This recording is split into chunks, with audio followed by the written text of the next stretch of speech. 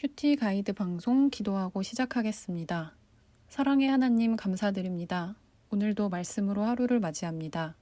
마음의 기쁨으로 가득하게 하시고 묵상의 은혜가 있게 하시며 주님과의 교제 시간 방해받지 않도록 예수 그리스도의 이름으로 지켜주시기를 예수님의 이름으로 기도드립니다. 아멘.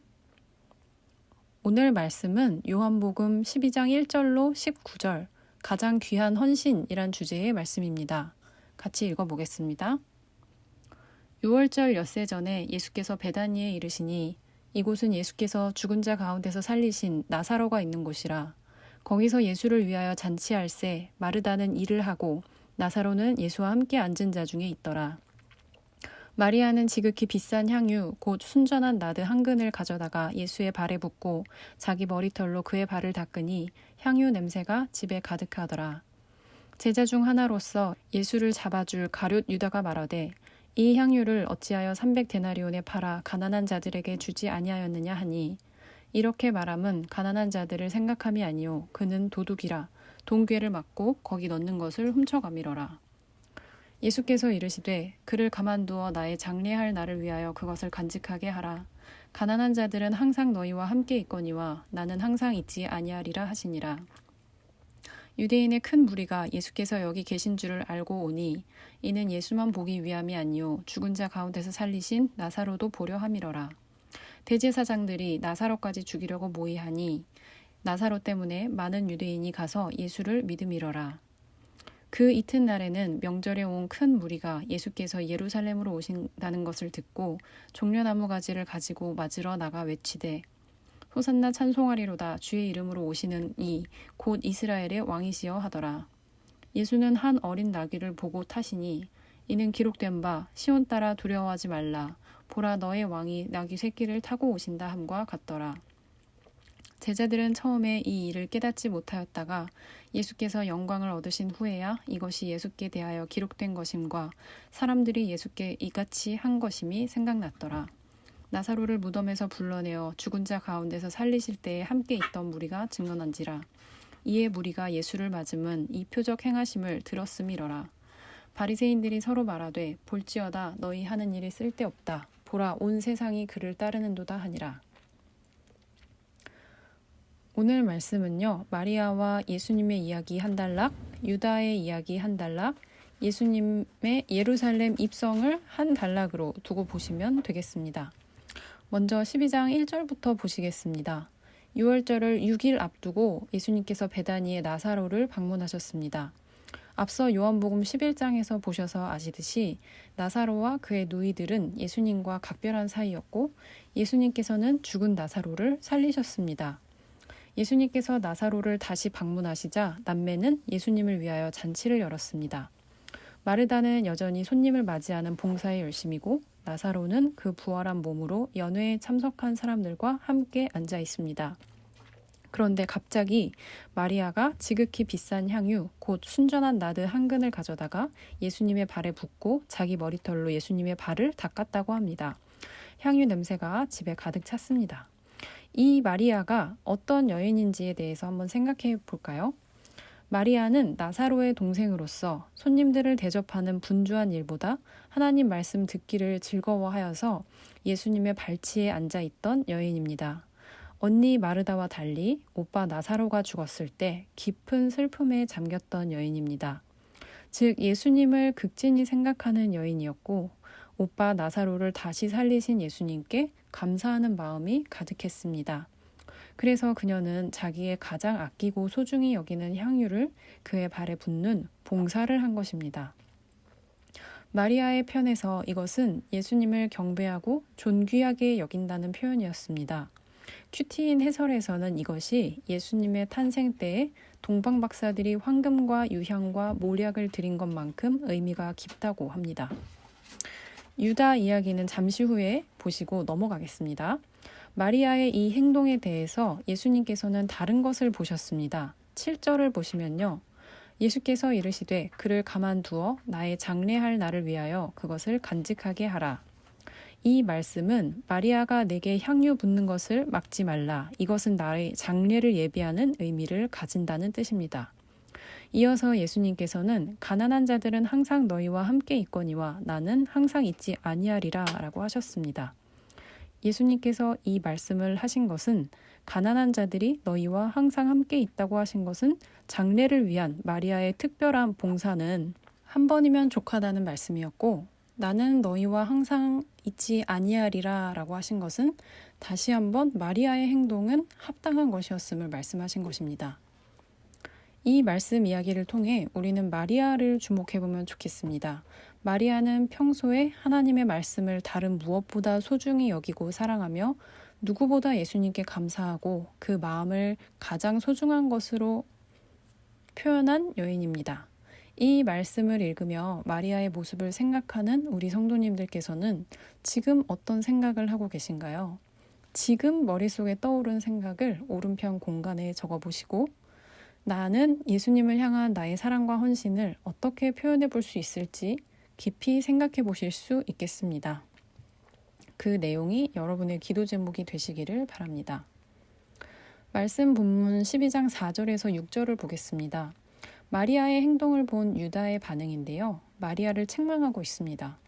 이 비싼 향유를 낭비하다니 이걸 팔았으면 300데나리온이나 주었을 텐데 어찌하여 이것을 팔아 가난한 자들에게 주지 아니한 것이냐? 겉으로는 가난한 자들을 돕는 데 써야 옳았다는 정당한 책망인 것 같지만 성경은 그의 진짜 마음을 6절에 밝히고 있습니다. 그가 이렇게 말한 것은 가난한 자들을 생각한 것이 아니요 그는 도둑이라 돈꾀를 맞고 거기 넣는 것을 훔쳐가는 자이다. 유다가 마리아를 책망한 이유는 자기의 욕심에 사로잡혀 있었기 때문입니다. 예수님의 제자로서 가난한 자들을 구제하는 겉으로 보기 좋은 일을 하고 있었지만 실상은 맡은 돈을 상습적으로 훔쳐가던 자였다고 성경은 밝히고 있습니다. 이렇게 사람은 사람을 속일 수 있을지는 모르지만 하나님을 속일 수는 없는 것입니다.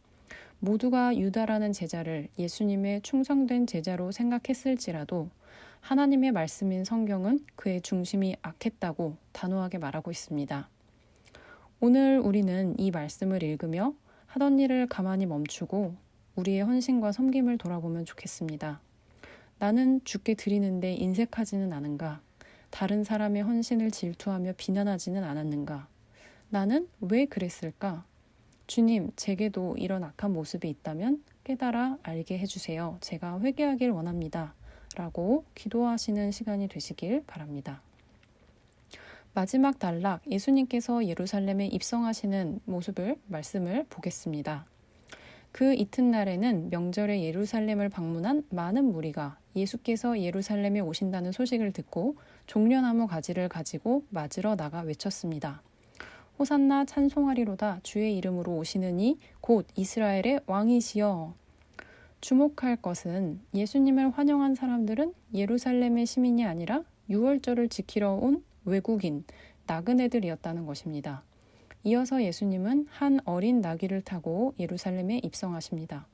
이것은 스가랴에 예언된 말씀, 시온 딸아 두려워하지 말라, 보라 너의 왕이 나귀 새끼를 타고 오신다는 말씀이 성취된 것입니다. 예수님께서 어린 나귀를 타신 것은 평화와 겸손을 상징합니다. 제자들은 처음에는 이 일을 깨닫지 못하다가 예수님께서 부활 승천하신 뒤에야 이것이 예수께 대하여 기록된 것이라는 사실과 사람들이 그렇게 했던 것을 생각할 수 있었다고 합니다. 이어서 17절, 18절은 그 무리가 예수님을 성대히 영접한 이유가 그들이 나사로를 죽은 자 가운데서 살려내신 예수님의 권능에 대해서 들었기 때문이고 그들에게 그 일을 말한 사람은 나사로의 부활을 직접 본 사람들이라는 말씀입니다. 그러자 19절에서 바리새인들이 서로 말하기를 볼지어다 너희 하는 일이 쓸데없다. 보라 온 세상이 그를 따르는도다 라고 했습니다. 이것은 군중의 동태를 보며 바리새인들이 무의식 중에 서로에게 예언한 것이 되었습니다. 온 세상이 그를 따르는도다. 그들은 복음이 유대인을 넘어 열방으로 전해져 세계적인 선교로 이어질 것을 무의식 중에 예언한 것입니다. 이 예수님의 예루살렘 입성 이야기를 보며 어떤 생각을 하시나요? 가장 눈에 띄고 마음에 다가오는 말씀이 어떤 것인가요?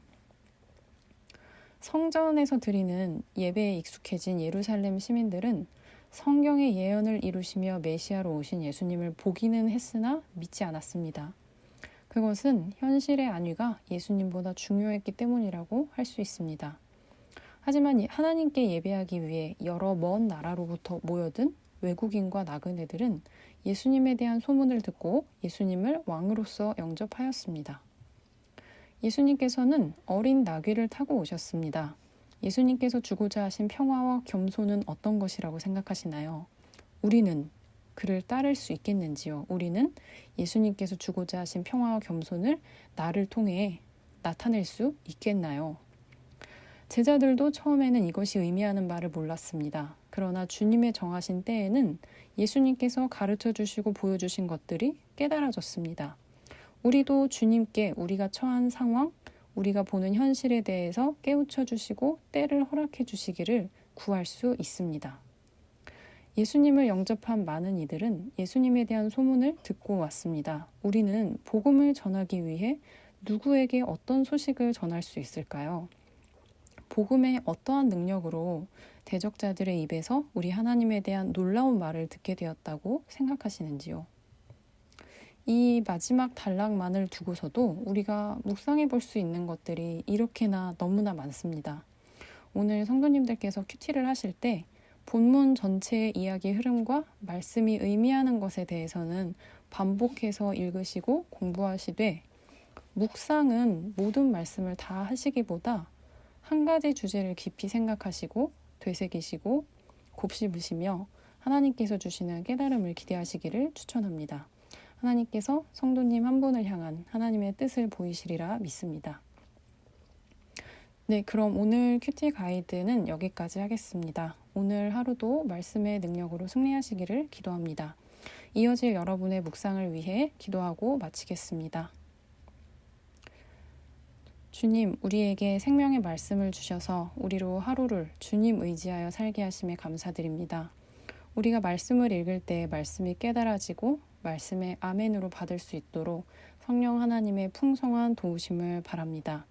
또한 말씀에 순종하기 위해 다짐하고 삶에 임하시는 우리 성도님들의 중심을 주님께서 기쁘게 받아주시옵소서.